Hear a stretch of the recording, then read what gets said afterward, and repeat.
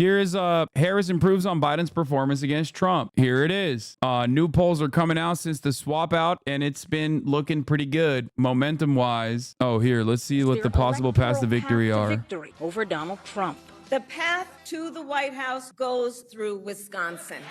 Saying they will, quote, play offense in the blue wall states of Wisconsin, Michigan, and Pennsylvania that Biden was able to flip in 2020, and the Sun Belt states of North Carolina, Georgia, Arizona, and Nevada, where the campaign argues the vice president's advantages with young voters, black voters, and Latino voters offer multiple pathways to literally these two, Palestine, these specifically the ones in the West Coast, immigration. I'm not Harry Enton, but I know what the I'm talking about, dude. For the president, including women, younger voters, black voters, and Hispanic voters. Those groups critical to Biden's victory in 2020. I've been saying this for months, okay? For months. When Biden was at the top of the ticket, I've been saying this for months. Horrible instincts to just like go with a right-wing reactionary framing on immigration. If you want to capture any of the youth vote, any of the Hispanic vote in Nevada, Arizona, New Mexico, these are places where you have to take a different approach, not one that is just like a lighter version of the Republican Party sentiment against immigrants. The excitement of Kamala Harris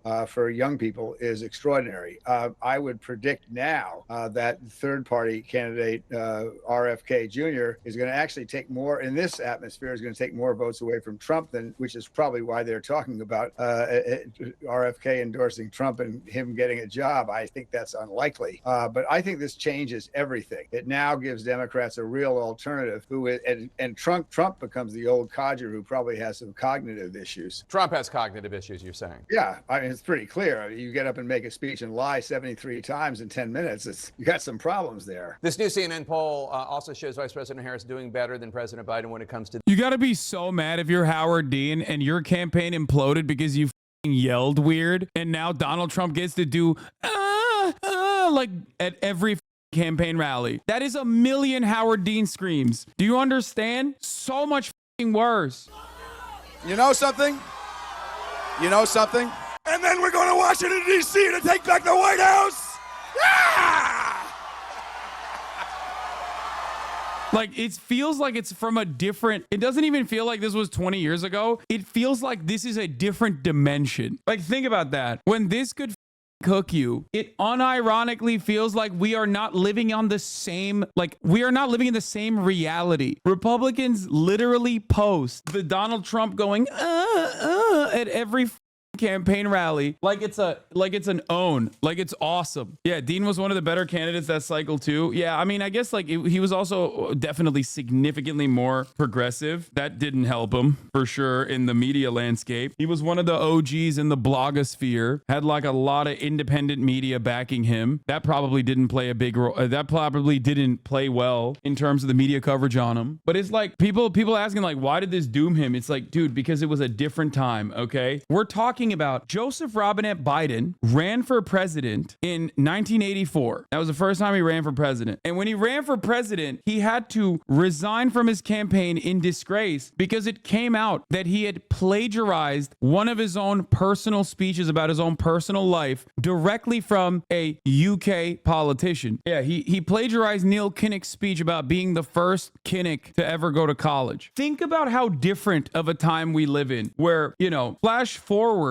to 2020 when Joe Biden is plagiarizing experiences that he hasn't had, like getting arrested because he went to meet Nelson Mandela. Like he's imagining different realities and none of that is hurting him. Or even on the the Republican front, the 74 lies that Trump told this last debate. It's just a very different reality that we exist in now. Very, very different reality. But on that note, let's get back to Mamala. Well, this is a wildly different presidential race than just a few days ago. We've heard a lot from politicians about Vice President Harris taking over for Joe Biden at the top of the Democratic ticket. But the crucial question is, what do voters think? And today we're going to get the first snapshot of how they view Kamala Harris, who used her first rally as the presumptive presidential nominee to go after Donald Trump head on. He and his extreme Project 2025 agenda will weaken the middle class, Like, we know we got to take this seriously. Can you believe they put that thing in writing? When you read it, you will see Donald Trump intends to cut Social Security and Medicare.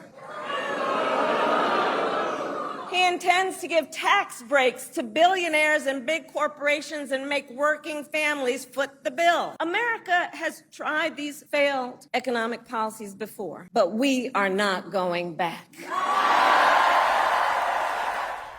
And I'm here with CNN's David Chalian to break down what we're learning in this important new poll. Take it away. Well, we got our first look at a Harris-Trump race that is no longer hypothetical. And what you see here is there's no clear leader in the top line of the horse race here. A 3-point margin. That's within the margin of error, Dana. Donald Trump at 49% support. Kamala Harris at 46% support. That's about half the margin that we saw in the Biden versus Trump matchup the last couple of months that we polled. That was a 6-point race. This one now is a 3-point race. And if you look here, broken out by party, you see near total consolidation among Democrats for Harris, similar, more than 9 in 10 Republicans for Trump. Take a look here at the independents. Trump has 46%, Harris has 43%. Biden was losing independents to Trump in the last couple of months, according to our polling, by roughly 10 points. Now Harris is just losing them by 3, though remember, Biden won them by 13 points in 2020 when he won that election. Now let's talk about the coalition. What the president, now former candidate for re-election, Joe Biden, really struggled with was holding the Democratic coalition together. Where is Kamala Harris on that? She's definitely making up ground with some of these key core constituencies. If you look here, this is a poll that we did with SSRS, contacting people we had polled in April and June, right? So you can actually track the movement. And you see here, young voters, it was a 7-point advantage for Trump in the spring over Biden. Now Kamala Harris has a 4-point advantage among young voters. Black voters, Joe Biden had a 47-point advantage in the spring. Kamala Harris has increased that to a 63 percentage point advantage there. Hispanic voters, Harris narrows Trump's advantage, but I just want to note again, Donald Trump numerically ahead among Hispanic voters within the margin of error. That was a key group in 2020 that Biden won overwhelmingly, so still work there to do for the Democrats. And among female voters, you see that Harris has increased the lead where they were tied among women when it was Biden on the ticket. These numbers are fascinating, especially given that important piece of information you just gave us, which is that these our polling company, our colleagues, went back and talked to the exact same people that they talked to earlier. Okay, let's talk about what voters want from their presumptive new nominee. One of the numbers that just jumped off the page when the poll came back, Dana, was this is among Democrats and Democratic-leaning independents. Do you want the next Democratic nominee, her name is Kamala Harris, we know, to continue Biden's policies or take the United States in a new direction? 53% say continue Biden's policies. 47% say take in a new direction. And this, I suspect, means exactly what I've been saying, perhaps because I'm biased, but it means do something different in terms of the least popular aspects of Biden's election chances, Gaza and immigration, and continue the most popular aspects of Biden's policies, which is social progress, defending, and championing abortion, ensuring that women have bodily autonomy, and also at least like the advocacy for socially or fiscally progressive policies as well. Like the litany of many economic policies that Biden has unveiled that are objectively popular and well received. A near even split among Democrats looking for a new direction here. I think that is very interesting to watch forward how Kamala Harris campaigns on that. And then we've talked a lot about this all cycle long. Are you voting for a candidate or against a candidate? Take a look at what a difference a couple days make. For Harris, now it splits evenly. 50% of Harris supporters say they are casting their vote for her. 50% say they're doing it against Trump. Look at what that was when Biden was the nominee. 2/3 of his votes were. This has not been a thing since 2016. Not even. This has not been a thing since before 2016. Last time Democrats had percentages like this was Obama, dude. That's crazy. It's been damn near 20 years since Democrats have actually said they're not voting against insert Republican, usually Trump. Unfortunately, it's been Trump the last 3 times. That's crazy. Against Trump, only about a third, 37% were for him. Harris changes that equation. Donald Trump, by the way, gets more affirmative support after the assassination attempt, after his convention. He's now up to 74% of his voters who say they are voting to cast their ballot for him. Only a quarter say they're casting their ballot to be opposed to Kamala Harris, Dana. So So interesting. So much to dig in on. So Biden dead enders kept trying to say the polls are actually going in a good direction. They were lying. This is polls moving in a good direction. Just so you understand. This is exactly what it looks like when polls are moving in a positive direction. Of what David just laid out. That last data point is the one I'm most fascinated by.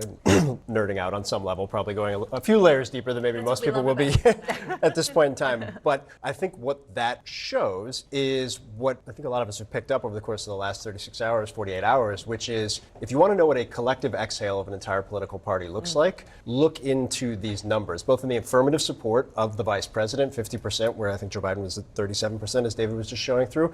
They are excited about a candidate when they weren't prior to now. Because of that, you are seeing many of the groups that form up their coalition, as David was running through, start to come back home, which was always the pitch from the Biden team. They'll come back home eventually. They'll have to come back home eventually. They weren't coming back home. They may have, but they weren't up until the last couple of days. They are starting to now in the key demographic groups. I think that's critical. I think the big question right now is what we would have assumed would have been the dynamics of what we knew was going to be a very, very close race at all on that front. It's just a matter of can the coalition continue to come home in its entirety? And most importantly, those kind of 100 to 150,000 voters in those 7 critical states, where are they? And I think that's always going to be the question now that things seem to be aligning how Democrats and Republicans expected them to. Yeah, and that's obviously, this is a national snapshot. It's important for us to see this. It's going to be those battleground states, wherever they are at this point, that will tell us who is going to ultimately become president next time around. But just on that question of coming home, a phrase that you just used, let's look at another way to approach our new numbers that we're just getting out. The question, the choice for president, basic question. Right now, Trump is still up 3. Again, this is a margin of error situation. But back just a couple months ago, if you look from April through June, up 6. So football's coming out. There is a slight shift in the direction of the Democrats. And a slight shift because of the numbers that David pointed out, that so much of the key parts of that Biden-Harris coalition in 2020 are energized and excited for their Democratic nominee again. And, you know, just going back to Phil's point, when, you know, the Biden campaign's whole theory of the case is that we want to, once you put Joe Biden up against Donald Trump, people are going to remember what they didn't like about the Trump White House and then come home to the Democratic Party. But kind of politics 101 is you do have to be excited for your party's candidate. And it's just this level of enthusiasm that we're seeing for the Democratic Party is nothing that we saw on the scale of what we saw on Joe Biden's behalf for so much of the last year and a half. And another number that I was just so struck by in the poll, where it said 90% of Democrats approved of Biden's decision to end his candidacy.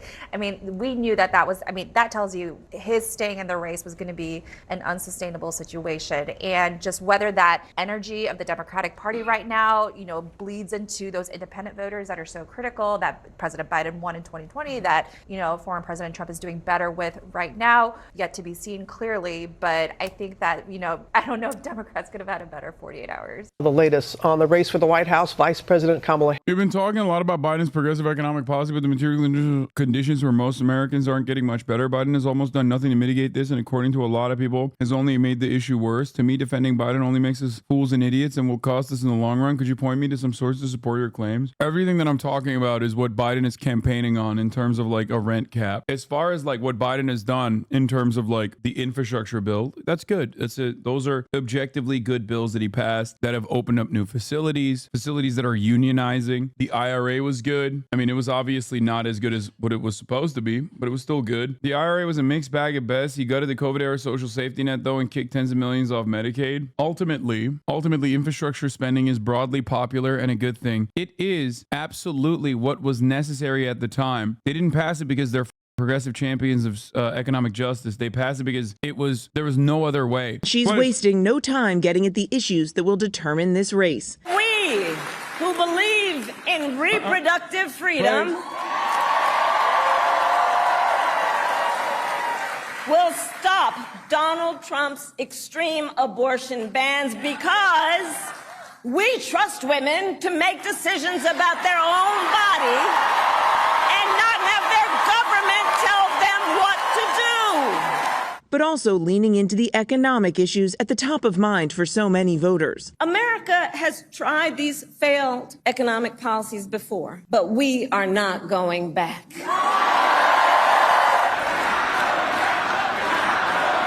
This morning, the first poll since Biden withdrew showing Harris has a slight lead over. I think one aspect that she has to hammer that I think is like good messaging is Trump's tax cuts, right? I would just say, look, this guy lied to you. This guy lied to every American that's making less than the top marginal tax rate every year. He turned around and he said he was going to cut everybody's taxes, and all he did was make permanent tax cuts for the mega wealthy in this country, permanent tax cuts for corporations in this country, and then your tax cuts were slated to sunset. I want to restore that. Like I want to restore that process. I want to, like Joe Biden said, no tax cuts for those, no tax increases for anyone making less than $400,000 a year, but tax increases for those making more than $400,000 a year. What does sunsetting mean? It means like it goes away. So all the tax cuts that the poor people saw, which was already marginal to begin with, is completely gone. They expire. We have to make sure that Americans that are high earners participate in the American process. Like it's the most patriotic thing you can do. Fixing the roads, funding public education, making this a better country. Donald Trump also lied and said he was going to increase capital gains tax and then, of course, didn't do it, for the record. No, but Hasan, you're rich. You have to vote for Trump's tax cuts. Yeah, I know. I'm an idiot as a class trader, I guess. Well, not even technically bourgeois, but still wealthy. Delegate preferences on VP are out. Not shocking, but the first pick is Shapiro. I mean, Shapiro is the safety pick. Shapiro is to make sure that you win Pennsylvania. That's why a lot of people are doing that. My favorite tweet in regards to taxing the wealthy. Boo-hoo, imagine being one of the richest people in the richest state in the richest country in all of human history and complaining about giving back to the common good that made that high income possible in the first place. Yeah, it's a great way to talk about this. For the record, the tax cuts for the wealthy, the top marginal tax cuts stay. Those are permanent. The only ones that expire are for the working class. Anyway, let's continue. Over Trump, a lead that doubles if third-party candidate Robert F. Kennedy Jr. is in the mix. But this race will come down to a handful of battleground states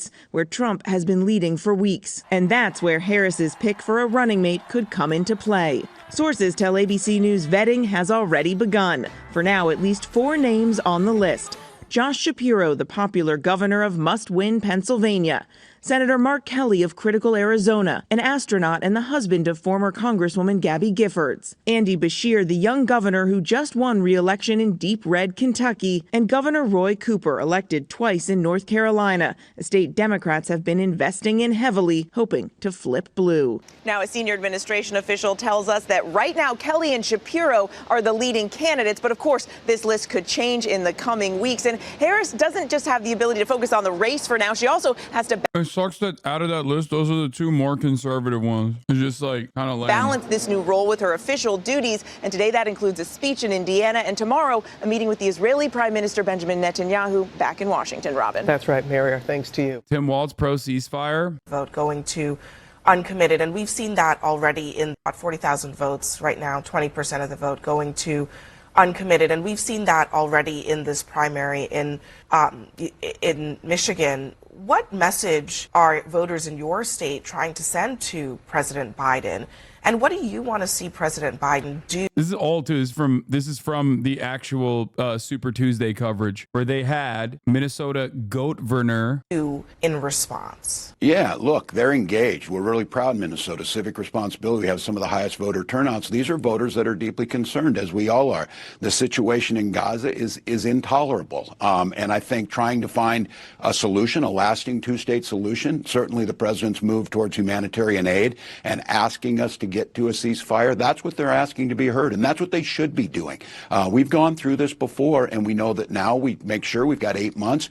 We start bringing these folks back in. We listen to what they're saying. That's a healthy thing that's happening here. But I would note that the former president lost twice as many votes here in Minnesota to Nikki Haley, and I've seen some of these exit polls out of North Carolina and others. 80% of folks folks said they're not voting for him, who voted for Nikki Haley. We'll get. Damn, it seems like Tim Walz is very aware of what the uncommitted voting campaign, especially those margins for the uncommitted voter campaign, spells for Biden's reelection. You made a great point earlier or yesterday that uncommitted is a material undercount because non-voters aren't represented. Yes, it's a point that I made on this day as well. And a lot of people tried to not talk about that or just avoid examining that reality because they were hopped up on copium. Whenever I talk about Israel-Palestine, people immediately assume that it is because of my own personal biases such as seeing Palestinians as human beings and not just collateral damage or rabid barbaric terrorists. But it's not just the biases that I have. There is also an electoral consequence. Minnesota, Wisconsin, and Michigan are three must-win key states for the Democratic Party beyond Pennsylvania is the most must-win state. But these three states have shown significant numbers of active Democratic Party voters participating in the primary process to demonstrate their distaste with the Biden administration's actions in terms of our allegiance with Israel. He's my governor, and I've been involved in organizing here for Black Lives Matter in Palestine. He has routinely ignored us and canceled meetings with us last minute, like every time. Listen, I'm not saying he's waving the Hamas banner or some shit. The uncommitted voting campaign was phenomenally successful. It was. Please don't whitewash Harris. She isn't any better than Biden. Oh, dude, this is not a whitewashing of Kamala Harris. This is me urging the Democratic Party to do the right thing, both in terms of what I believe is the right thing to do morally, and also the smart thing to do electorally. Please calm the down. It's not me saying Kamala Harris is going to be like, oh, one state solution tomorrow. That's not whitewashing. It's not. What are we talking about?